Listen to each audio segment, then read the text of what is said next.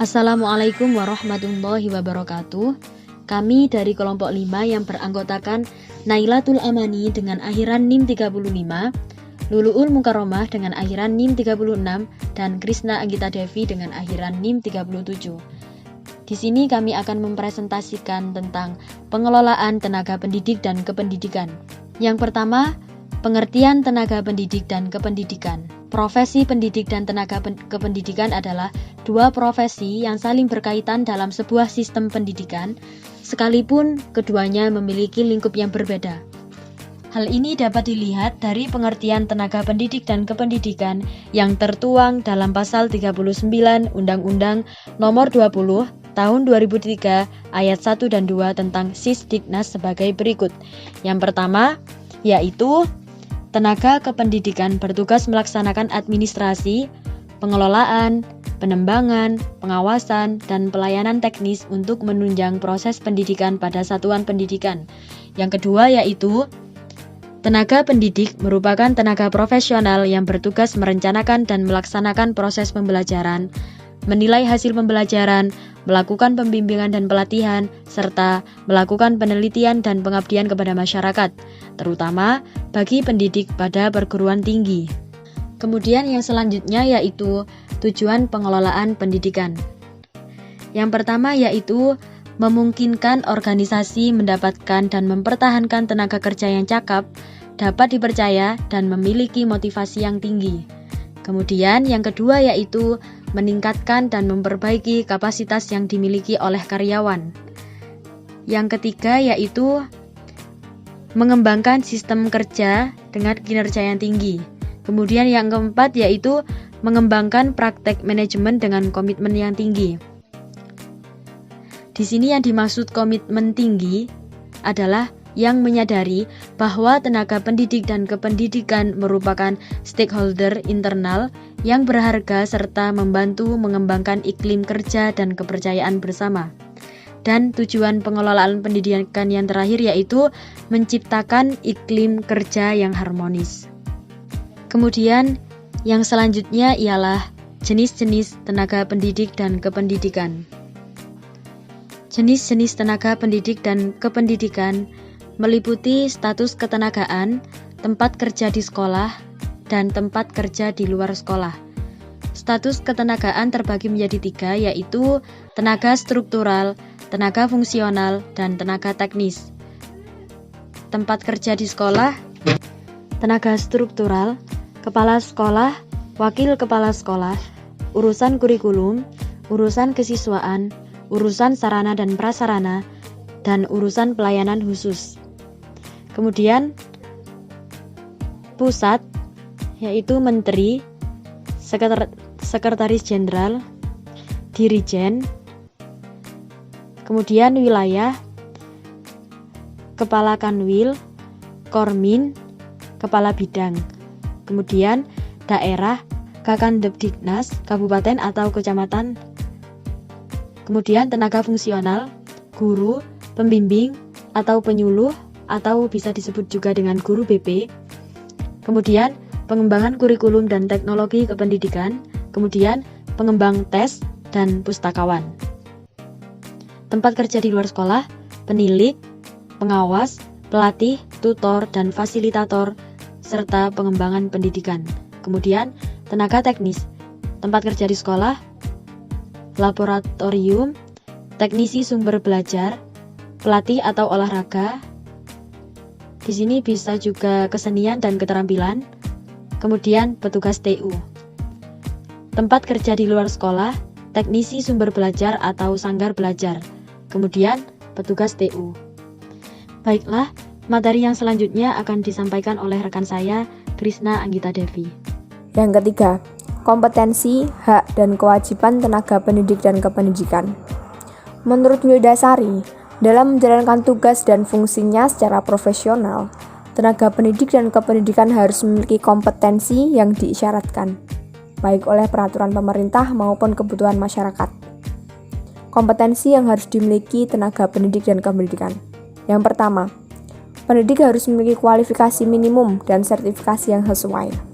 Yang kedua, pendidik untuk pendidikan formal pada jenjang pendidikan usia dini, pendidikan dasar, pendidikan menengah, dan pendidikan tinggi dihasilkan oleh perguruan tinggi yang terakreditasi.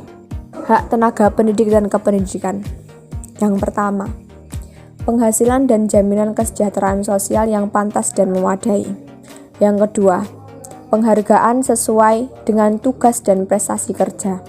Yang ketiga, pembinaan karir sesuai dengan tuntutan pengembangan kualitas. Yang keempat, kesempatan untuk menggunakan sarana, prasarana, dan fasilitas pendidikan untuk menunjang kelancaran pelaksanaan tugas. Yang kelima, perlindungan hukum dalam melaksanakan tugas dan hak atas hasil kekayaan intelektual. Kewajiban tenaga pendidik dan kependidikan. Yang pertama, menciptakan suasana pendidikan yang bermakna, menyenangkan, kreatif, dinamis, dan dialogis. Yang kedua, mempunyai komitmen secara profesional untuk meningkatkan mutu pendidikan. Yang ketiga, memberi teladan dan menjaga nama baik lembaga, profesi, dan kedudukan sesuai dengan kepercayaan yang diberikan. Yang keempat, tugas dan fungsi tenaga pendidik dan kependidikan. Tugas dan fungsi tenaga pendidik dan kependidikan berdasarkan Undang-Undang Nomor 20 Tahun 2003 Pasal 39, yakni yang pertama, tenaga kependidikan bertugas melaksanakan administrasi, pengelolaan, pengembangan, pengawasan, dan pelayanan teknis untuk menunjang proses pendidikan pada satuan pendidikan. Yang kedua, pendidik merupakan tenaga profesional yang bertugas merencanakan dan melaksanakan proses pembelajaran, menilai hasil pembelajaran, melakukan pembimbingan dan pelatihan, serta melakukan penelitian dan pengabdian kepada masyarakat, terutama bagi pendidik dan pada perguruan tinggi. Undang-Undang Nomor 14 Tahun 2007 secara khusus menyebutkan tugas dan fungsi tenaga pendidik adalah sebagai agen pembelajaran untuk meningkatkan mutu pendidikan nasional, pengembang ilmu pengetahuan, teknologi, dan seni, serta pengabdi kepada masyarakat. Selanjutnya adalah aktivitas pengelolaan tenaga pendidik dan kependidikan. Menurut Ayubi dan Wibowo, terdapat 6 pelaksanaan tugas dan fungsi pengelolaan tenaga pendidik dan kependidikan. Pertama, perencanaan pengelolaan pendidik dan tenaga kependidikan, yaitu pengembangan, strategi, dan penyiapan pendidik dan tenaga kependidikan secara holistik untuk memenuhi kebutuhan organisasi di masa yang akan datang. Dalam perencanaan, analisis kebutuhan harus dilakukan. Analisis kebutuhan dilakukan untuk menganalisis kesenjangan kinerja. Yang kedua, rekrutmen pendidik dan tenaga kependidikan. Rekrutmen adalah pengumpulan kandidat untuk suatu posisi sesuai dengan rencana karyawan untuk mengisi posisi tertentu. Adapun 8 langkahnya yaitu menerima aplikasi, menyelenggarakan ujian, seleksi wawancara, mengurangi latar belakang dan surat referensi, penilaian kesehatan, wawancara dengan manajer yang akan menjadi atasan langsung mereka, pengakuan pekerjaan, dan keputusan lamaran. Yang ketiga adalah penempatan kerja pendidik dan tenaga kependidikan. Proses penempatan latar belakang pendidikan, kualifikasi pendidik dan tenaga pendidikan harus sesuai dengan jabatan atau pekerjaannya. Saat ini masih terdapat sejumlah pendidik dan tenaga kependidikan yang mengemban tugas dan jabatan yang berbeda-beda, seperti guru bahasa Inggris yang ditugaskan sebagai guru komputer dan guru sebagai administrator pengelolaan dan pendidikan. Kegiatan ini sangat penting dalam pengelolaan sumber daya manusia untuk meningkatkan kinerja pegawai. Yang keempat, kompensasi pendidik dan tenaga kependidikan. Tujuannya adalah untuk meningkatkan kerjasama, kepuasan kerja, pemberian efisiensi, motivasi, stabilitas, dan disiplin pegawai. Kesejahteraan dan kepuasan kerja dapat dicapai melalui pengelolaan pendidik dan tenaga kependidikan, yaitu dengan adanya kompensasi. Menurut Amon, Ping, dan Purnomo, hal ini adalah bentuk penghargaan yang tinggi kepada pegawai atas kontribusi mereka yang dicerminkan dari besarnya kompensasi atas pekerjaan mereka. Selain gaji, kompensasi juga dapat merupakan tempat kerja yang nyaman dan jam kerja yang fleksibel.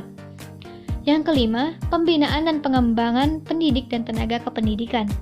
Pembinaan merupakan program untuk membina sumber daya manusia baik secara administratif maupun pendidikan di lembaga pendidikan. Sedangkan pengembangan dilakukan untuk kebutuhan masa depan para pendidik dan tenaga kependidikan tersebut. Pembinaan dan pengembangan pendidik dan tenaga kependidikan dilakukan dengan melibatkan guru secara aktif dalam kegiatan kelompok kerja guru atau KKG atau KKKS untuk kepala sekolah dengan tujuan meningkatkan kompetensi. Dan yang terakhir adalah evaluasi pendidik dan tenaga kependidikan.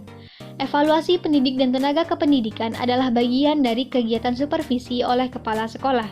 Supervisi dilakukan untuk meningkatkan pembelajaran siswa melalui pengawasan dan pengembangan profesional.